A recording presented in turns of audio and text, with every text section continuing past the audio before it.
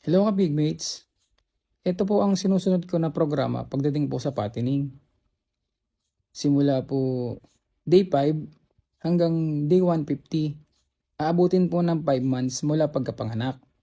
Kung bibili naman po kayo ng biik, ang bilhin nyo po ay 45 days na po pataas para malakas na pong kumain at hindi na po sakitin. Nakalagay naman po dyan, kung 45 days, mag-uumpisa po kayo ng pre-starter, starter, grower, hanggang finisher po. Yun pong 80 to 95, estimated lang po yan.